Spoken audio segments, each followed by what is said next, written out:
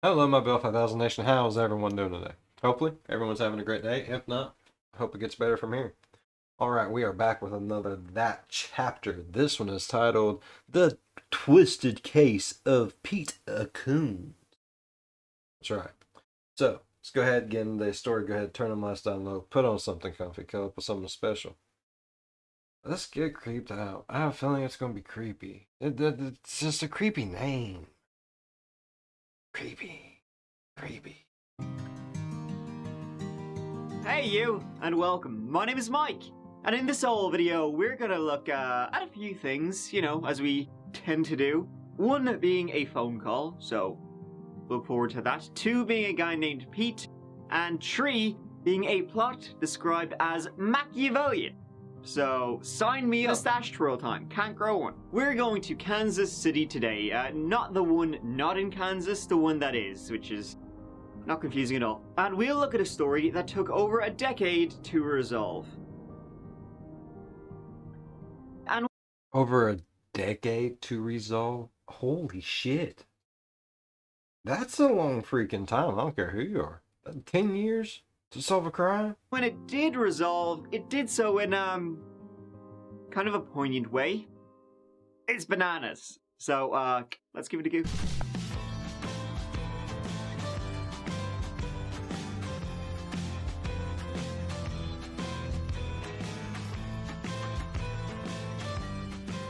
On the 8th of May, right, 2008, you might remember it, a guy named Olin Pete Coones Jr., he was driving his kids to school that Monday morning.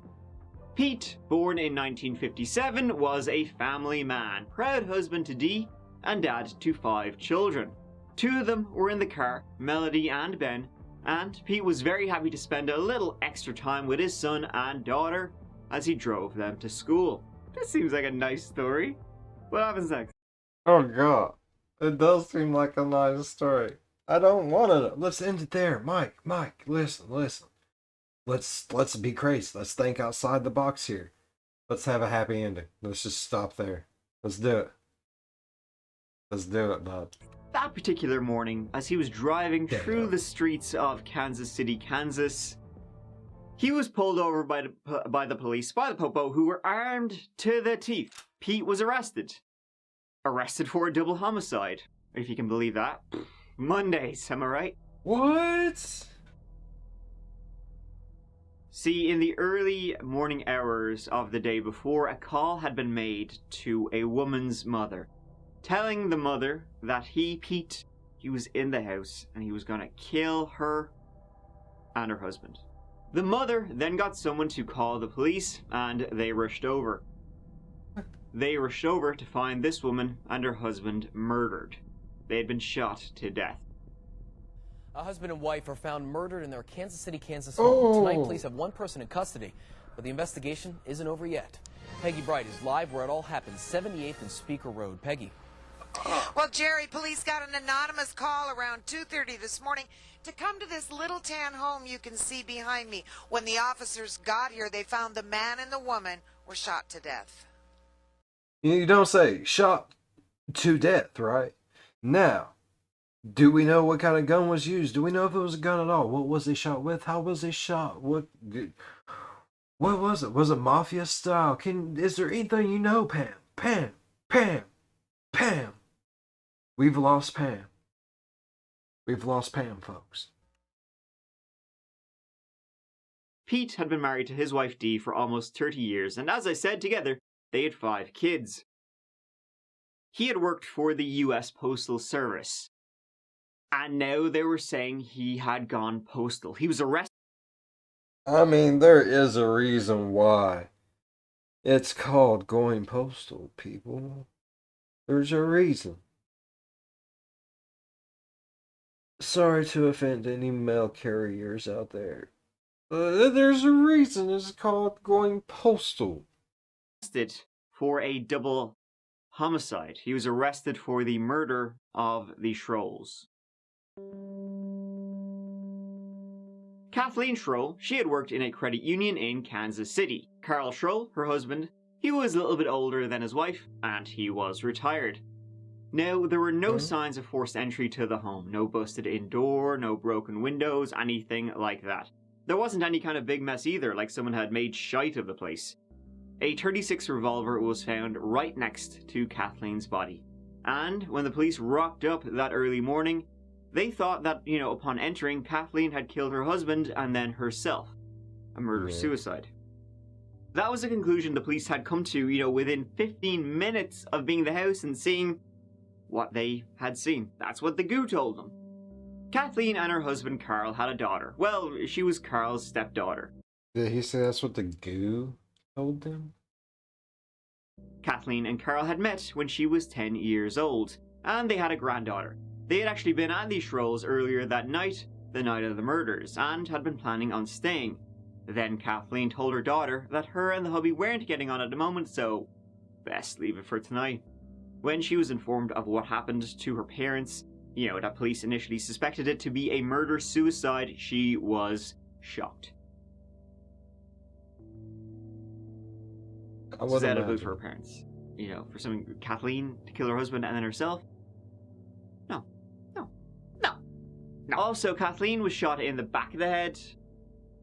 Hard to kind of do that to yourself. Kathleen and Carl, other than this particular night in April 2008, had always seemed, that they were happy. I mean, would it be... There's some bendy people out there, okay? That's all I'm saying. There's some fucking bendy-ass people out there. Alright. Together and live with each other. They were fun people to be around. Obviously, that night they were having a bit of a fight. Who doesn't? And then they ended up dead. Initially, it looked like a murder-suicide, which people thought, no, that seems... Yes, no one agrees about everything all the time. There's arguments like, you would have if you've been with someone and you're like, no. They're like, yeah, and you're like, no. And they're still going, yeah, and it's like, no. And then they're like, yeah. You know what I mean? It goes on like that. And then there's arguments like, wait your face. You know what I mean? There's a difference. Drastic for Kathleen. I suppose that'd be drastic for anybody. It was then later that the police would learn of the last call Kathleen had made, a call to her mother, in which, during the call, when she was having a yap away with her mother, she said this, quote, "Peter is here in the house, and he said he stole the lawnmower. He said he is going to kill Carl, and he said he is going to kill me, and he said he had his tracks covered, where no one will know who did it." Don't know what the lawnmower is about, but the call then cut off. My sister just called, and she's had some run-ins with this one guy. She called him sister. He's there trying to kill her and her husband. He's there now. He said he's breaking in with a gun in his hand. Okay, and the guy that's supposed to be there, the suspect, what's his name, or do you know? What's his name? Pete Coones? Peter being Olin Pete Coones Jr., someone Kathleen knew. See, a few years prior, Kathleen had taken a part-time job.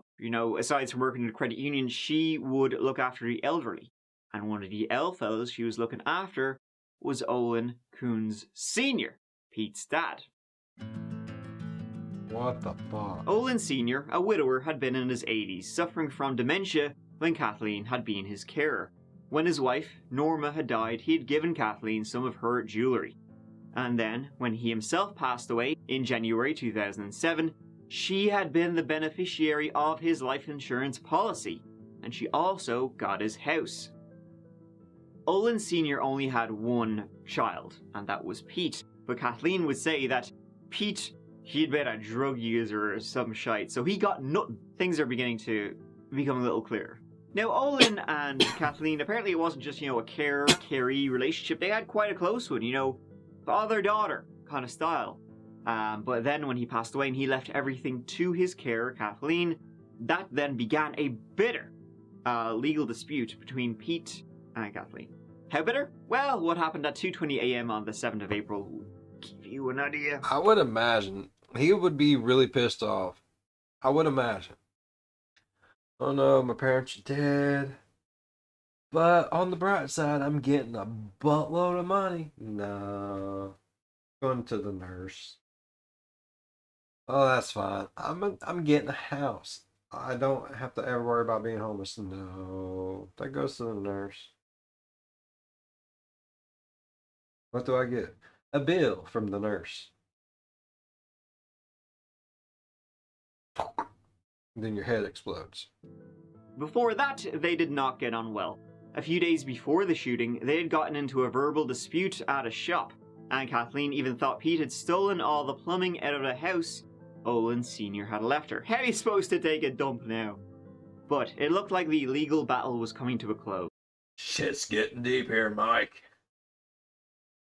And Kathleen was sure she would come out the victor.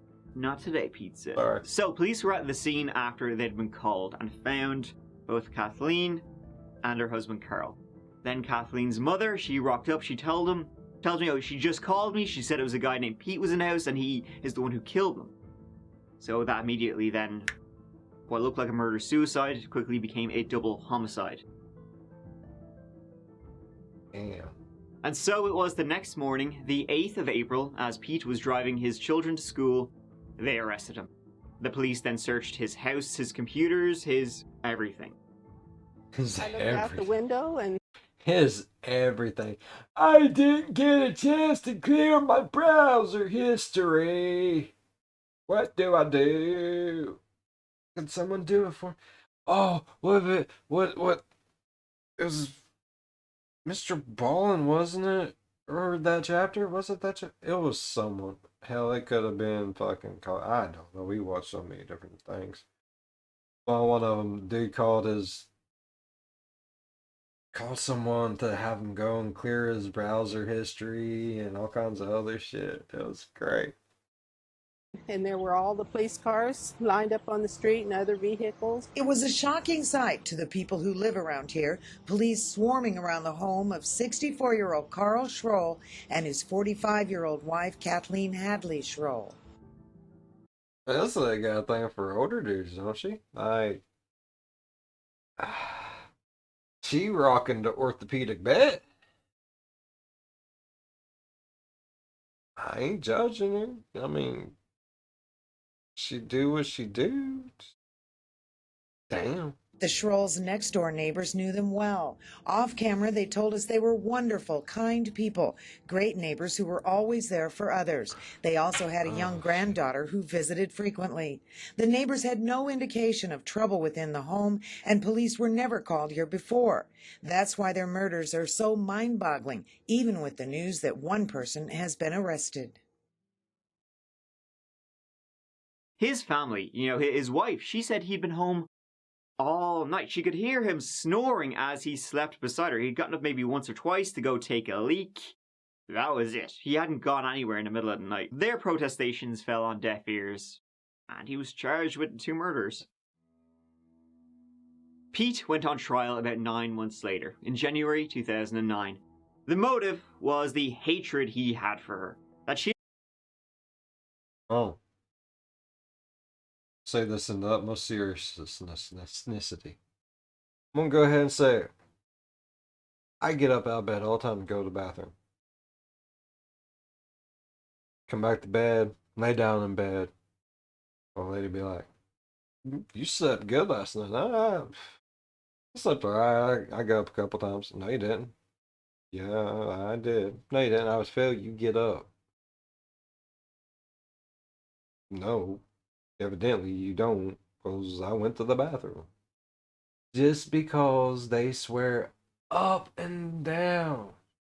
You do not feel whoever it is getting up out of bed. It happens. We do it all the time. I get up, I go to the bathroom, I get up and get me something to drink. The lady's like, "No, you didn't. Why are you a liar?" Like, no, I'm not. I'm telling you exactly what I do. That's what I do. So she can't just sit there and be like, "Oh, I guarantee you he was there because I would have known." No. He'd stolen his inheritance. They had run-ins before. Remember, he had gotten in her face at the supermarket, and so this was just escalation. He had burst into the house, bet Carl, because Carl was found with blood on his face. Then he took the Schroll's gun, shot Carl while he was in bed, and then executed Kathleen with a shot to the back of the head. Kathleen's mother, she took the stand, she told him about the call Kathleen had made before getting cut off. Now, his defense was, well, there was nothing physically linking him to the scene. No blood, his fingerprints weren't on the gun, no DNA, and his wife said he had been in bed all night long. His daughter said she saw him in the house at 2:20 a.m. when Kathleen was calling, because she was up watching TV and, he told her to go to bed, and then she heard Pete going clickety-clackety on the computer. So we have Pete seemingly alibied out by his family, though, so. And then you got the phone call. But if he didn't do it, who did? Was it a murder-suicide? Well, Kathleen was just about to win a legal battle to win the old fella's estate, so random person, but there were no signs of forced entry or anything like that. So it went to the jury, and what did they return to us with? Well, they deliberated for 2 days, and then they came back with a very unusual verdict. Guilty. Guilty for killing Kathleen. Not guilty for killing Carl. I don't know how you could find him guilty of doing one and not the other, but somehow they did. Pete Coones was sentenced. What the fuck? Are you serious? To 50 years in prison, no parole. Wait, it was a life sentence. Life sentence for him. Legally, he had murdered Kathleen, even though he denied it. A woman who may or may not have been the angel prosecutors portrayed her as during the trial. Something which Pete's family, after he was sent away, they contended with. They said she had taken advantage of Olin Sr. He was an old guy with Alzheimer's. One time, after not seeing Olin Sr. for quite a long time, they met him with Kathleen, and Olin Sr. had bruises on him, scratches on him, like he'd been abused. Maybe by his caregiver. Pete had even filed an elder abuse claim against Kathleen, but nothing ever came of it. About a year later, Pete would get a new trial after the defense learned the prosecution had withheld evidence. See, remember Pete's daughter said he had been on the computer that night? Well, computer records proved he was on it, or someone was on it. So while the defense thought they had a better chance, we have proof he was, at home when the shootings were done. The prosecution also had a better case, because this time they had a witness. They had a witness who had been with Pete in jail, and he said he had confessed to him that he had done it. The inmate's name, who are we? That don't always mean jack shit. And I'm going to go ahead and say right now, it ain't. It's not always going to mean shit. Talking about? AKA Pete. Pete, okay. He told me that he thought about doing something to these people and nobody was going to be able to figure out he did it. He would tell me stuff about his criminal case and get real mad and talk about committing the crime and getting away with it. You used the words, repeating what Pete had told you, that he, quote, covered his tracks. Oh, he said that multiple times. Okay. He told me that he thought about it for quite a long time, about doing something to these people, about what they did to his dad, and nobody was going to be able to figure out he did it. Did he indicate to you how he exited his house in order not to alert or stir anyone within the home? He told me that he went out the bedroom window, that he had a hard time getting out the bedroom window. He claims that he was like real big at the time, but he was laughing about it. But he finally got out the window. He said, I went over there in my Jeep. I didn't use my personal van, my family van. He also, in the same conversation, told me that he had his wife sell the Jeep to get rid of it so there wouldn't be around. Okay, man, I mean, maybe. He's going to a lot of great detail on a lot of shit. So, I mean, ignore. We'll see. But That swung it, and he was found guilty again. Now, nothing in this case makes sense. The plot is all over the place. Why would Kathleen call her mother, saying that Pete was in the house and going to kill her? Why not call the cops, where the call would be recorded? The prosecution said Pete came into the house to kill her, sans gun, and then bet Carl took their gun and killed them both, which seems unrealistic. The informant said that Pete had snuck out the window, Pete at the time was over 250 pounds. He would have had better luck running through the wall like the Kool-Aid Man than climbing out through a window. The informant also said that Pete had driven over in his red car when Pete had sold the red car months before the murders. He had sold it when he was retired because even delivering the post was too much for him. But the system wasn't having it. And years went by.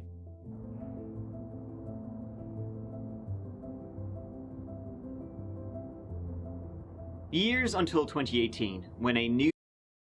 So, dude probably really was lying his ass off. The whole fucking time.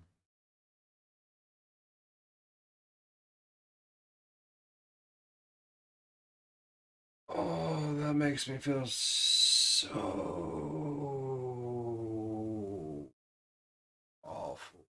Oh, damn. New DA rocked up and began a conviction integrity unit, checking for wrongful convictions. And Pete wrote a letter. A few new things were revealed by the various attorneys and the Midwestern Innocence Project. Carl had a bloody face that night, and it was assumed Pete had beaten him upon the head. But then another bullet was found, so it looked like Carl had actually been shot in the face and the bullet scraped his face. So there was only injuries from a gun is the point. A gun, though, that didn't have Pete's DNA or fingerprints on it.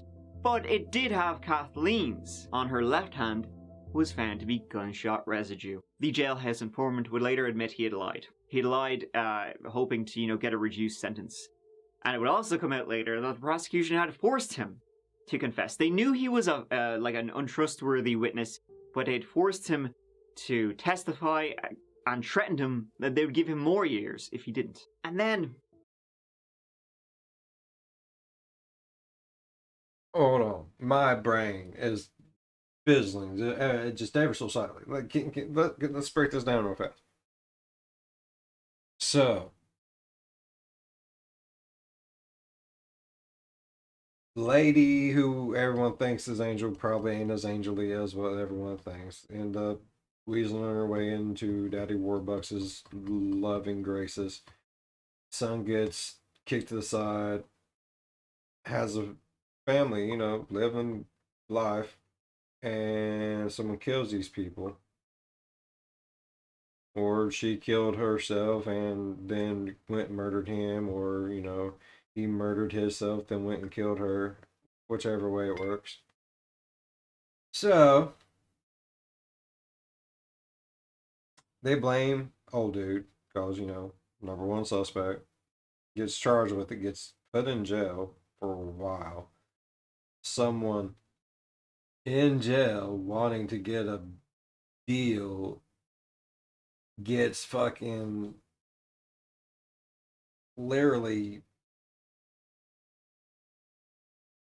swindled into damning someone else and probably got absolutely nothing out of it other than no more time added to his shit. That's okay. That's horrible. When you break it down, you hear everything all at once. That's a big pile of shit. Just a couple of things about Kathleen came out. Pete had been right. She'd been taking advantage of Olin Sr. And she knew it, Pete knew it, and the law would soon know it. Kathleen was not just, allegedly, physically abusing Olin Sr. She was financially abusing him too. She began cutting him off from his family and controlling his finances. A year before Olin Sr. passed away, in a 6-month time frame, over $28,000 in checks had been made out to Kathleen from Olin. $12,000 had been withdrawn from his accounts. He'd gotten a new credit card, and Kathleen had also been added to the deed of the house. The bank later froze his account because of suspicious activity, but by that stage there was nothing left. Then, Kathleen had been made the beneficiary of his life insurance, something that had been done without the power of attorney. Pete was suing her, not because, he was pissed he had been left out of the will. He was suing her because she was abusing his dad. None of this came out during the trial. The jury did not learn of any of this. And it turned out that Olin Sr. wasn't the only person she was frauding and embezzling. No, not her. Her job at the credit union, She had taken almost 12 grand from them, falsifying checks. And this was all going to come out in that suit. So this lady was the biggest piece of shit, and the person that we thought was a big piece of shit is a hero. So, with the walls closing in, she framed Pete Coones. She killed her husband. She then called her mom. The call was real because the call already proved it. Called her mom saying Pete was there, and then she killed herself to make it look like she had been executed. The police had been right from the start. It was a murder-suicide. And then, with Pete in jail, all of Kathleen's assets would go to her daughter. What a plot. You know, framing the son of the guy you've been stealing from out of pure spite. It's a good one, but not in a good way. I think they make mistakes with everybody. There's good police work and there's not so good police work. And I can even understand how sometimes an overload of work causes people to do less than a perfect job. You are one hell of an understanding son of a bitch. I would be pissed. I would sue everyone. What little time I had left on this world, I would want to live wiping my ass with $100 bills. I want to leave cars for tips at restaurants type money. You know what I mean? I just hate the fact that they did less than a perfect job and cost me so much of my life. I believe that the police, after they heard that phone call, said, "We've got the guilty guy, we're not looking any farther." I don't think they ever did. I know I'm innocent. As long as everybody else finds out I'm innocent, we'll be just fine. With all of this, there was a third trial. And this time it went well. In November 2020, Pete Coones was a free man. And as such, today I told the court that we will dismiss this case and not be requesting a new trial. And Mr. Coones, I believe, is in the process of being released and will be able to go home today. Today was a good day. Justice was served. Where is he going home to? Did his old lady move on? Does he still have a home? Do they still have a home? Are they all going to just be homeless, holding hands, singing Kumbaya?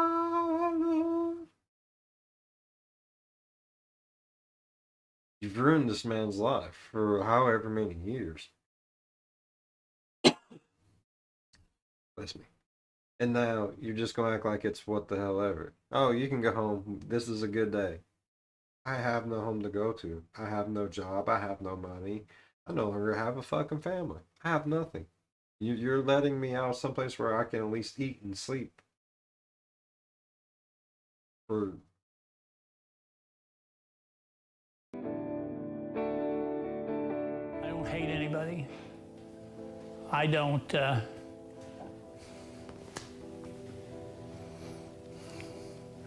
I'm not mad at anybody. I was sure I would be. I never thought I was coming home. I was sure hopeful. I prayed for it all of the time. I didn't need a miracle, I just needed the truth. And I got a miracle of truth. So, that's a double blessing. I am so perfectly content with my decisions that I can sit here in this chair now and tell you I was offered a 5-year plea deal. And I didn't take it. And I sure would have liked to have went home, but I would have been a felon forever, and I would have had to say I did something I didn't do. A few years down the road, it's just a speed bump in the rearview mirror.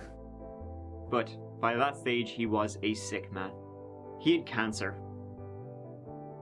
A lung cancer that had gone undiagnosed and untreated while he was in prison. And so, 180 days after being released from a prison he had wrongly spent 12 years in, on the 21st of February 2021, at just 64 years old, Pete Coones passed away.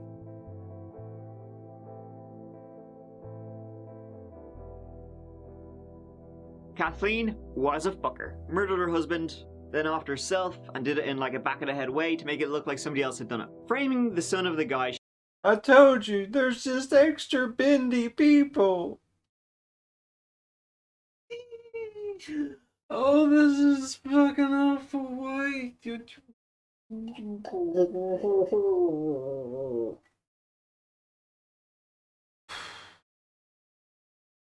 Whenever I said this,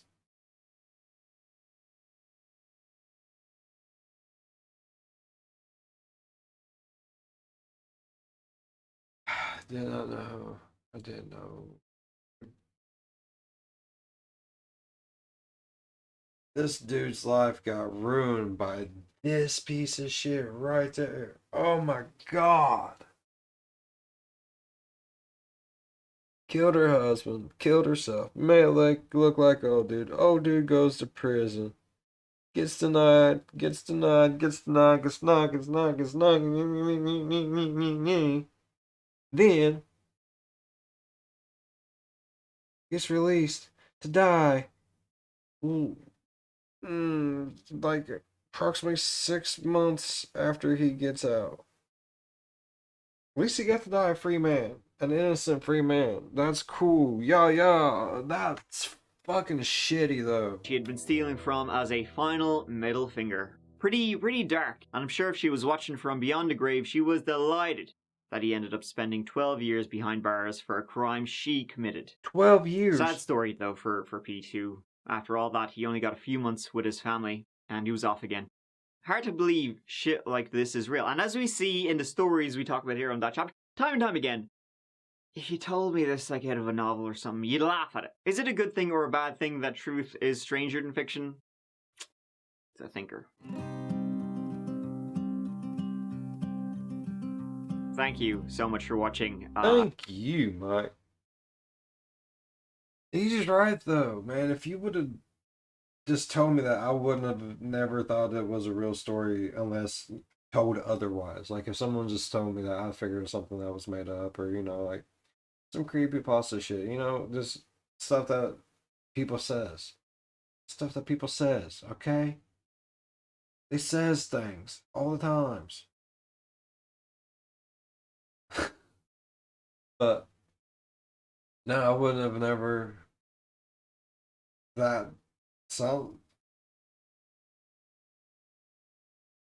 I hate everything right now. That was awful. Dude only got to live 6 months. Yeah.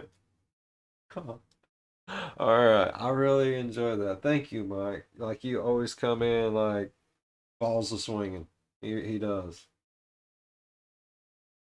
Every time.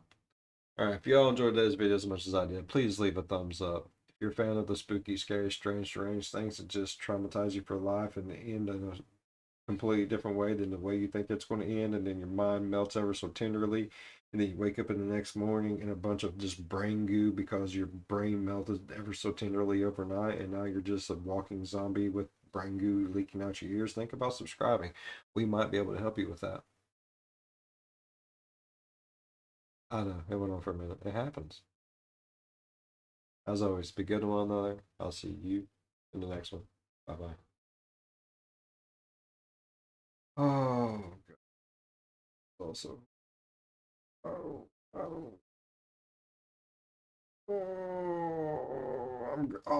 watch it tomorrow. I can laugh. Yes. I need something funny in my life right now.